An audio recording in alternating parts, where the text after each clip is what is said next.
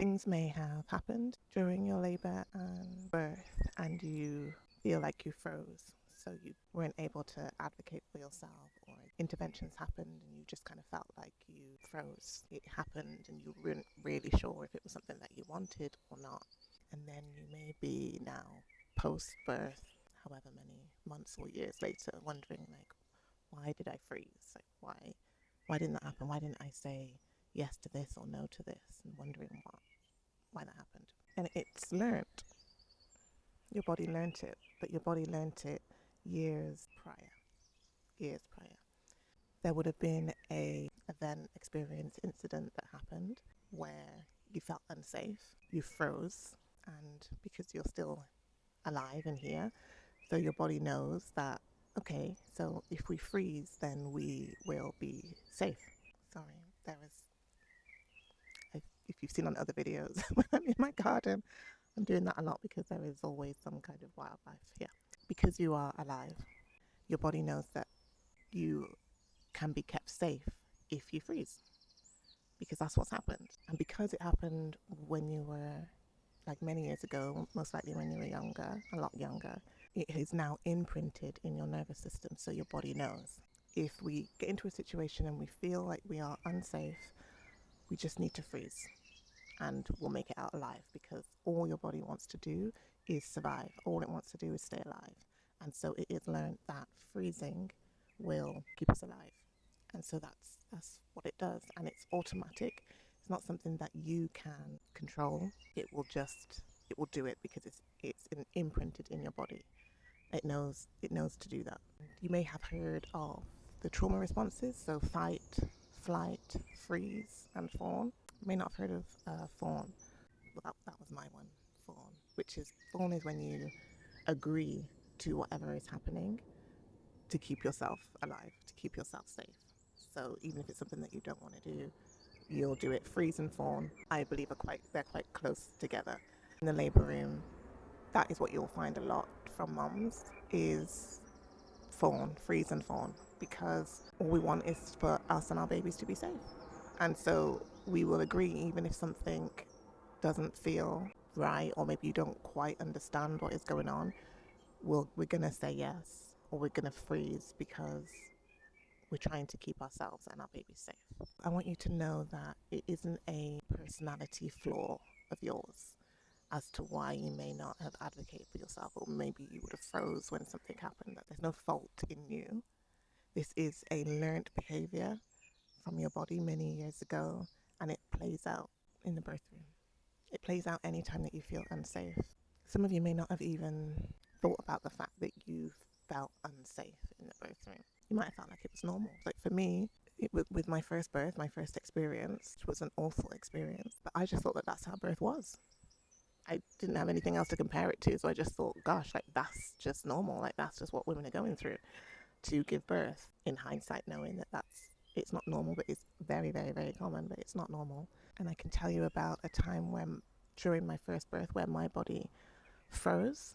They said that I needed a epidural, and the anaesthetist came in. As soon as she came in, my body just tensed and froze.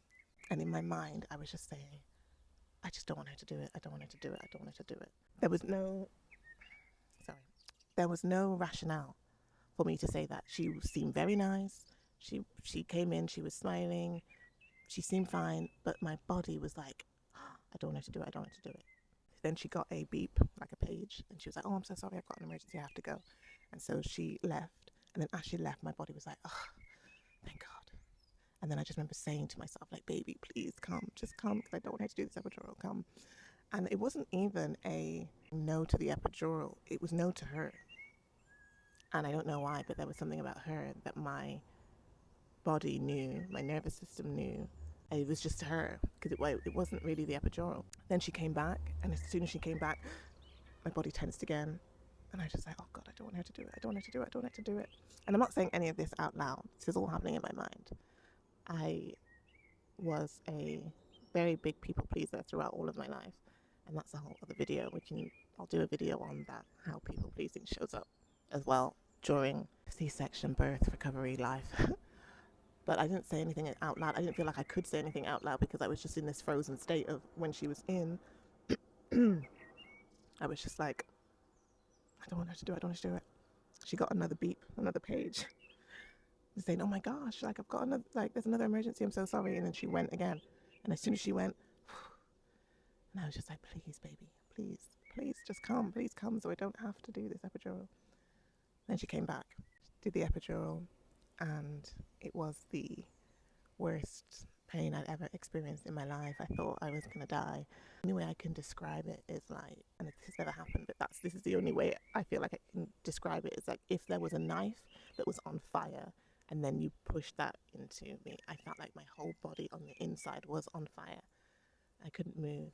And I also had when I've spoken about this before to other people, they were like, sounds like a bit like a near-death experience. Maybe it is. I don't really know how to describe it. But what I can say to you is I saw myself. I was kind of in the fetal position on the bed, and I saw myself. So I felt like I came out of my body and I saw myself. And then that's when I said to myself, oh, okay, this is how I die. But it was very calm. I was very calm about it. But I was like, oh, this must be how I die. And I can remember hearing my midwife say, I've been a midwife for 36 years and I've never seen anybody react like this to an epidural. I think you should take it out. Talking to the anaesthetist. And then I remember the anaesthetist laughing at me, saying, oh, people don't normally act like this when I give them an epidural. And I just remember thinking, okay, looking at myself, like this must be how I die. This is how I die. And she went behind me, she took the epidural out, and when she did, I felt myself come back into myself, and the pain stopped immediately.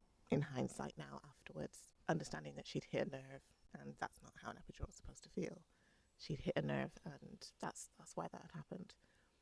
But I also remember hearing her say, and though she would have been doing this, I'm sure out of the goodness of her heart, but I remember before she did it, hearing her talk to the midwife and say, I'm over my shift, because she had these emergencies. So she was over her hours of work. She's like, oh, I'm over my hours of my shift, but I really want to get this done for her because I said I would do it however many hours ago, etc. So she was doing it out of the goodness of her heart. But I know, and my body, my nervous system, my subconscious, my energy, like everything in me knew that she shouldn't do it.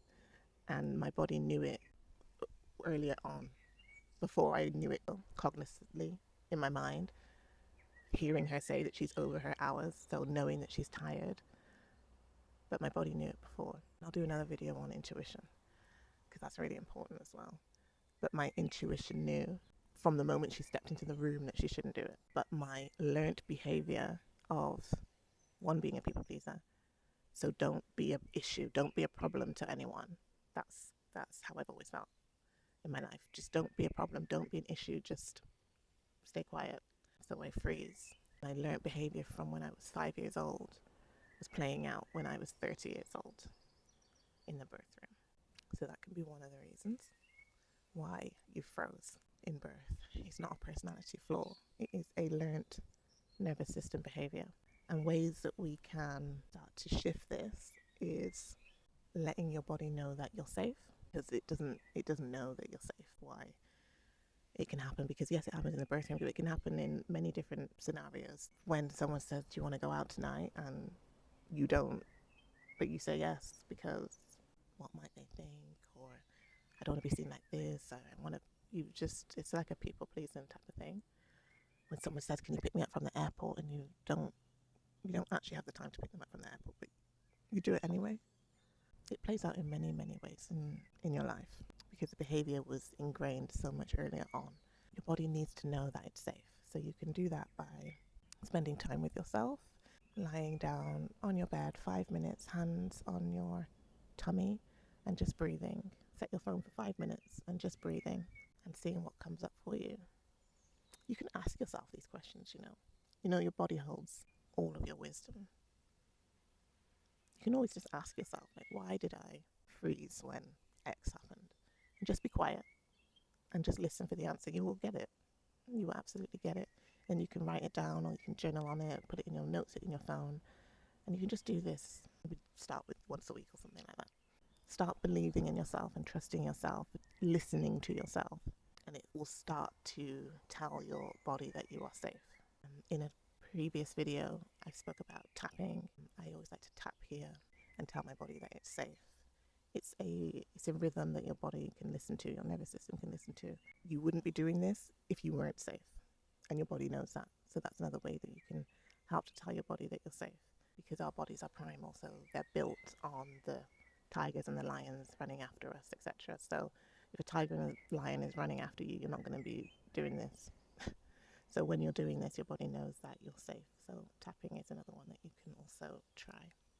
Do like the video if this was interesting, helpful to you. Do subscribe. I really want to be able to grow this channel so that more women can find this perspective on C-section healing. Here we talk about the emotional, physical, energetic and spiritual sides of healing, because all four are required for you to actually feel like yourself again after C-section. So also do share this with another mom and let me know in the comments your experiences of what happened in your birth.